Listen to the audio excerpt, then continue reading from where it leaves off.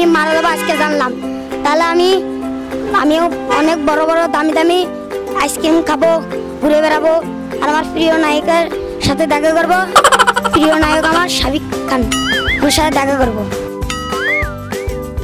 মরার আগে শাকিব খানের সাথে আমি একবার দেখা করতে চাই।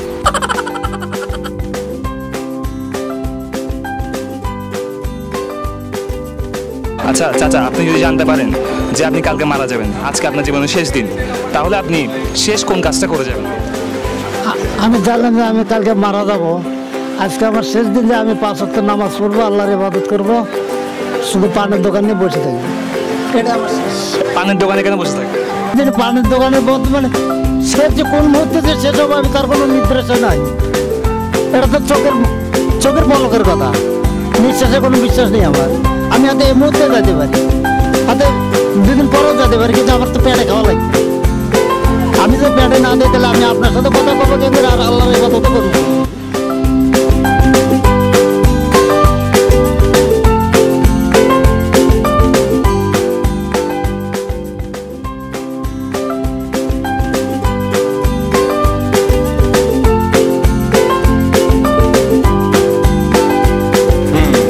আমার বউর সাথে প্রেম ভালোবাসা মিল মোহব্বত এগুলোই করবো।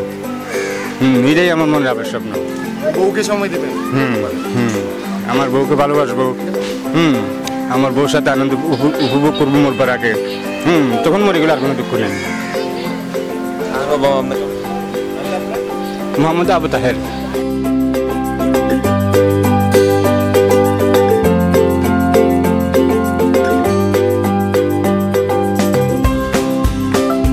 অনেকদিন পর্যন্ত নির্দিষ্ট কোনো ব্যক্তি পিছনে ঘুরতেছি, এখনো পাওয়া হয়নি।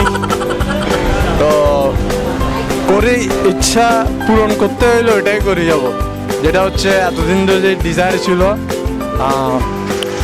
পছন্দের একজন আছে, তার বিয়ে করে নিব আর কি।